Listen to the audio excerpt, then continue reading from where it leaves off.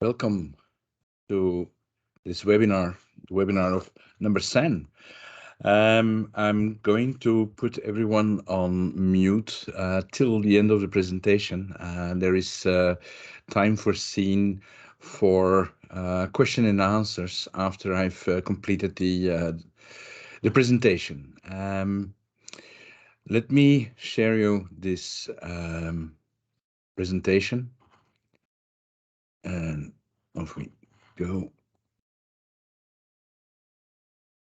So I would like to talk to you about number 10, and I want to talk about lean sustainability. So the agenda of today's webinar is looking like this. First introduction to number 10. Who is number 10? What does number 10 mean? A little word about Lean and Six Sigma. What is sustainability and how is it linked with Lean and Six Sigma? What is Green Lean or Six Sigma sustainability? And I'm going to introduce you to one of the favorite tools in a lean environment, value stream mapping. In green environment, we call it waste stream mapping. I'll share with you a couple of examples and I'll give you an idea about the offering of number 10. And after that, there's time for Q&A. I foresee that the presentation will take about half an hour, and then we have like 30 minutes time to cover your questions and requests. So number 10 is actually established in 2020. In 2021, the website was created and developed, and 2022, actually, we went live with our website, and now we are really up and running. But in the background, number 10 has been running already for some time, and we are focusing on Lean and Six Sigma education, and more specifically on sustainable Lean Six Sigma. Other names: Green Lean, Green Six Sigma, Sustainable Lean, or Sustainable Six Sigma, or a combination. Doesn't matter. The focus and the core is the same.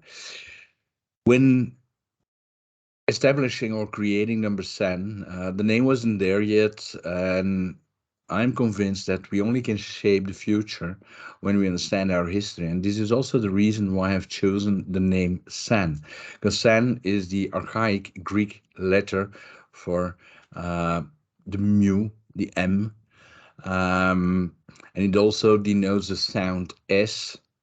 And in addition to denoting this separate archaic character, the name San is also used as an alternative name to the standard letter Sigma. So instead of Six Sigma, we call it San. The vision and the mission of the organization, the vision is transforming the industry through innovative and sustainable thinking, creating value for our clients, and deliver the best-in-class service through education and coaching. The mission: excelling in delivering interactive training that enhances our customer experience by designing and building an efficient and sustainable service. We commit of doing this by being inclusive, leveraging knowledge and technology, and finding opportunities to continuously improve our service delivery for a more sustainable world. The strategic aims of number 10 are cooperating with partners on a global basis to serve and deliver high quality education. And then one of the partners is Business Performance Improvement, BPI, in Iowa. In 2024, we would like to become a certified B Corporation. And also 2024, we would like to contribute at least 1% of revenue to charities. Some of you already know me for some time. We've worked together in the past, but for those who don't know me at all, I'm Bert Mertens. I'm a Master Black Belt Lean Six Sigma and have over 22 years already of experience, global experience in training, coaching, and guiding belts and organization in deploying Lean and Six Sigma. Everything started in 1999 when I was working with General Electric, where I gained my Green Belt certification. A couple of years later, I went for my Black Belt certification, still working with General Electric. And my Master Black Belt certification came in July 2013 with Small Pace Enterprises in the UK. I worked, as you can guess already, with General Electric as employee services manager, Black Belt Northwest and Central Europe, and as a country transition manager. In Honeywell, I was the Black Belt Employee Services Outsourcing Manager, Employee Services Manager, Benelux, Switzerland.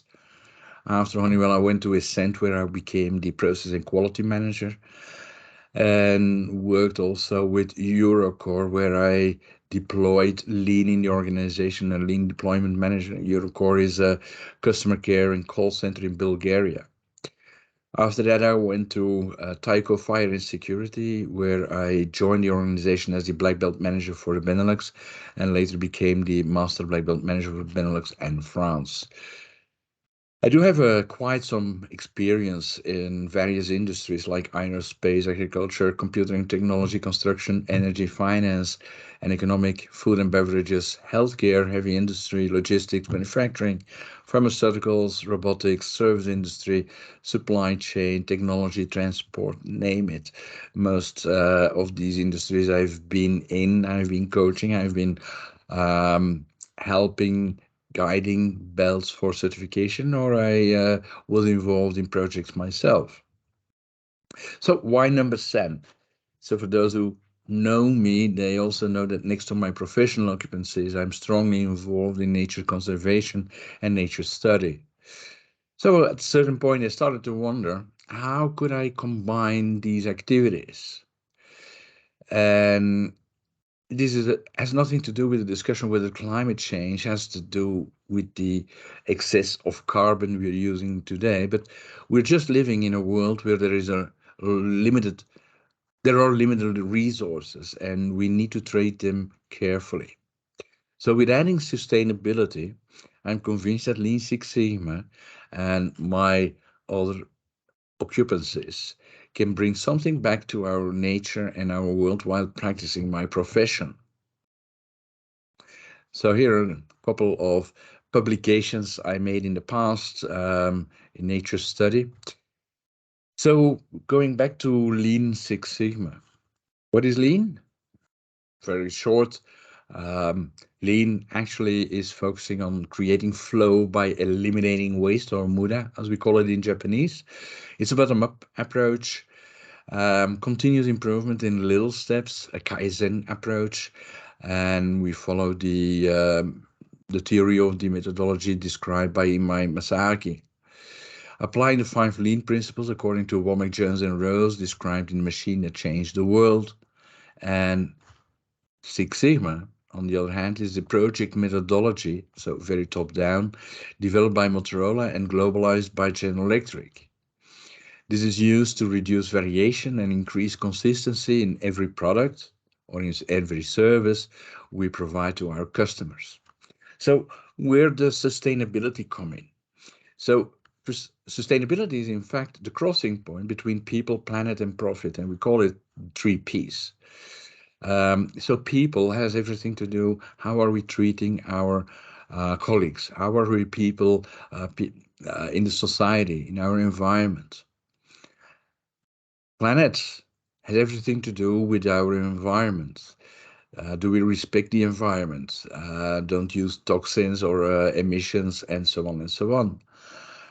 And then finally, we're a business. We have an economical part as well. So we want to make profit. How can we make profit? So the sustainable business, in fact, is that business which is at this crossing point with respect to people, respect to the planet, and respect to profits. So to give you an idea, the website, the Numbersan website, is built in such a way that you will need less energy to load your pages on your computer or in your mobile. Mobile is less easy, but at least on your computer or laptop. So it also will consume less energy due to the dithering of our photos and graphics we are using, and also the use of 2 low energy consuming fonts, being Times New Roman and Arial Narrow.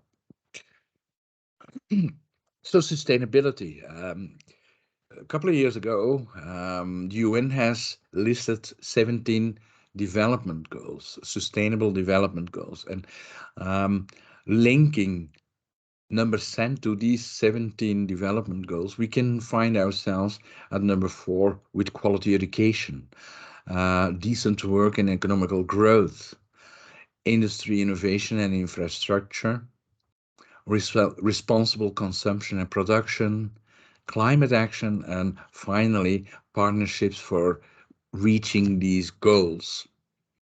So,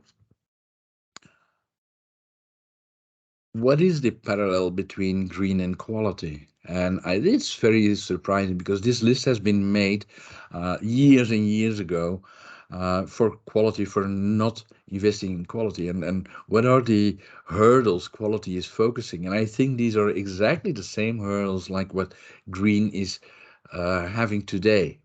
So there's no universal definition for green as it was for quality years ago. It's difficult to measure. It's not directly listed in our financials.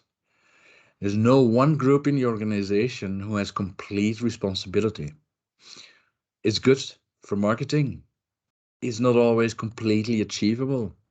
It's based on a philosophy that may have different meaning to different people. It's a process that must be continuously managed.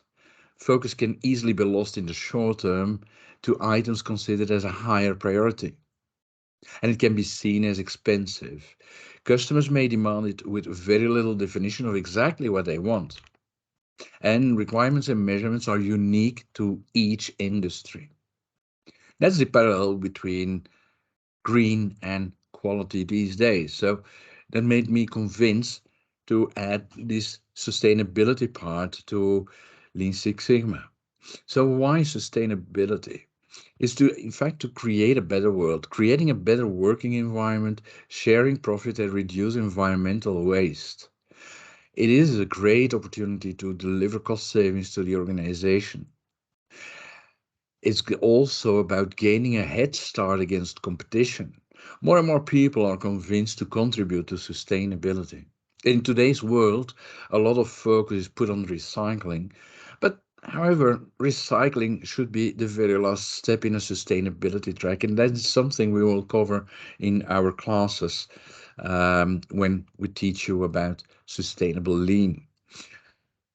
The other thing is that we also have to think about how are we handling our product life cycle, where a lot of them are focused on cradle to grave, and we want to move to cradle to cradle. So we don't lose any raw materials or any products ending up in the landfill. So Green Lean, Sustainable Six Sigma, Green Six Sigma. Difference with traditional Lean Six Sigma methodology is that the focus mainly is lying on the supporting processes and not on the core production process. By reducing waste in these supporting business processes, significant cost reduction can be and will be realized.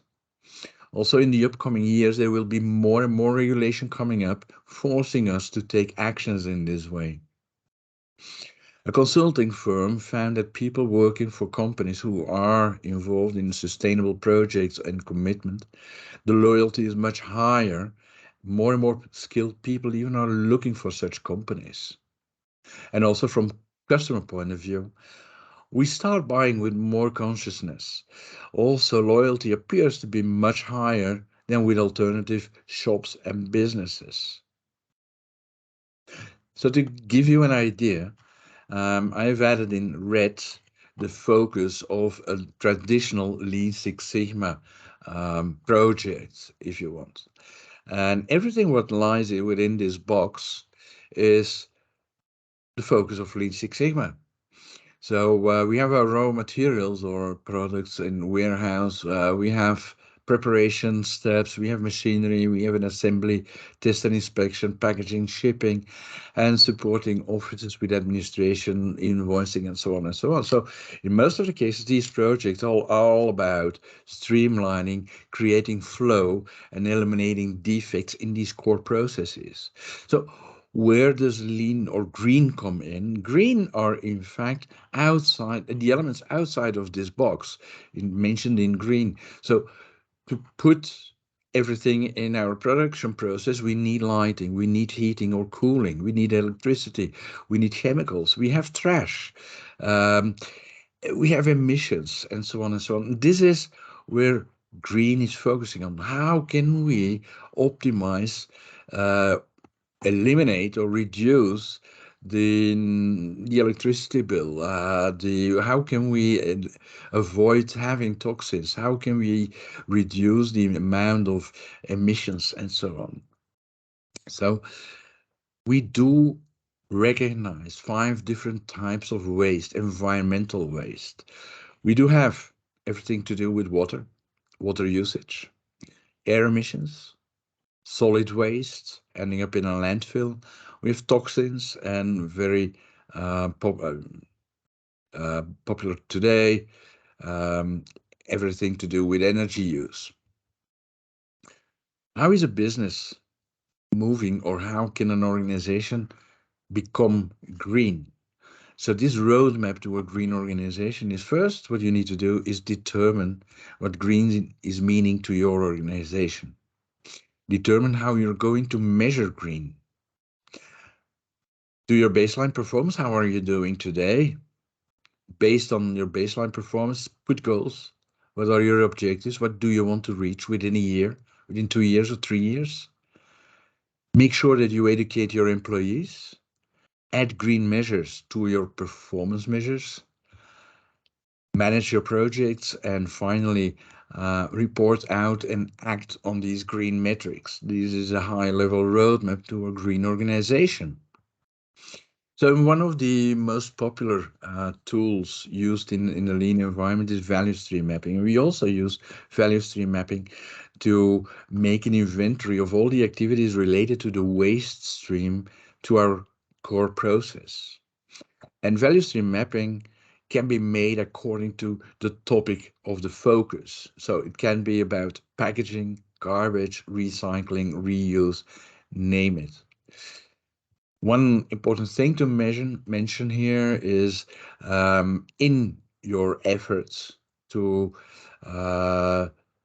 do waste stream mapping, invite your responsible person for environment, health, and safety. They are key persons taking part of project teams, being part of project teams. So I have listed a couple of examples of typical projects which you can encounter in a lean green environment. So reducing oil spills in an organization, resulting in 200,000 euro savings annual. Inventory turns and chemical utilization rates, and eliminated the chemical warehouse and chemicals expiring on the shelf. Its hazardous waste management facilities using 5S and visual controls to enhance the monitoring of waste management processes and decrease the chance of accidents and spills. A plan developed value stream mapping and implementation plans by walking through the production process and highlighting water usage and major processing steps. In the VSM, 96 opportunities were prioritized, and many were graphically represented, but ending up in 17,000 euro in savings. Another company did a statistical analysis, and that showed that certain cans were being oversprayed on one of the 6 machines.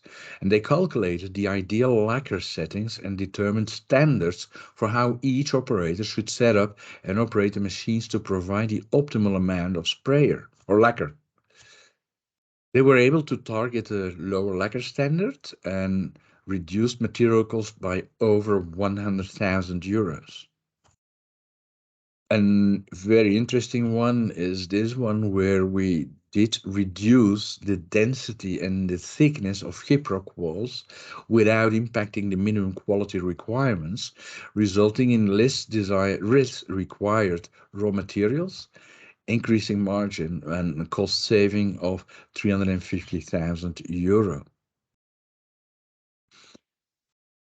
An economic development could be hindered by an inefficient air pollution control permitting process. And the process took over 300 days with a backlog of 50 applications, and they conducted a Kaizen event and identified multiple approval or sign-off steps, rework loops, documented information handoffs.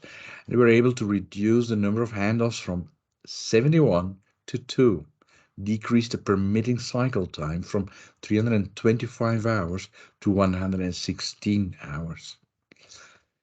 Another company had an excessive amount of waste, 9.7%, which was correlating to a loss of 600,000 euro annually.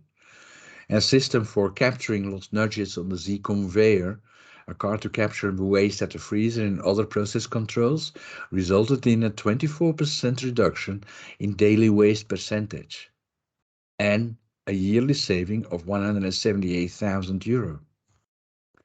A polymer business reduced plastic packaging, resulting in a reduction of cost of over 150,000. Another organization performed leak detection Gemba walks, in which teams walked water lines with acoustic listening devices to find leaks, surveying 90% of water distribution lines on the base. The teams found that 31 leaks were dripping away nearly 16% of the base's water at a rate of 1,260 liters lost per minute. Repairs after the survey saved over 678 million liters per year. Students conducted the MAIAC project to address food waste at their cafeteria. They developed a process map, critical to quality tree, fishbone diagram, capability analysis, control charts, cause and effect metrics, and FMEA, and a reduction of 28 grams per meal, which saved 66 kilograms of food during one lunch period, with a potential of almost 12,000 euro in savings per quarter. Reducing the downtime of a diesel locomotive in shunting station, resulting in reduction of diesel consumption with 20%. And then finally, a logistics company switched from using traditional pallets to cardboard pallets and creating a saving of up to 20,000 euro without reducing the ease of handling. As a result, less warehouse space was used, impacting further cost reductions. There's a lot of examples. There are a lot of examples, and the list is endless, to be honest. I've given quite some examples over here to give you an idea how you can get started with this. And then we come to the offering. So how can you learn about what is Green, Lean, Green Six Sigma? And that's the first offering we are doing. It's the gaining knowledge. In gaining knowledge, we provide trainings. Sharing knowledge, we do something else. Getting knowledge, we're offering the training in basic lean concepts in our Kaizen facilitator course. That's the basis to continue understanding the waste streams in your organization to become an experienced sustainability lean leader, or even a sustainable green belt or black belt. Sharing knowledge, 2 to 4 times a year, we will organize a gathering to share best practices. Probably they will take place physically and optionally to join in a digital way. Please subscribe on our website or check our blog regularly to keep yourself updated. Also, articles about the application of Lean Six Sigma in a sustainable way, they are welcomed, and they will be published on our website and on LinkedIn with links to your organization. And we want to become a platform where we can share these best practices between organizations. So that's everything I wanted to say about the number 7 organization, what we are doing, what we are providing. I hope you liked everything what I was mentioning, and if you have any questions, feel free to ask.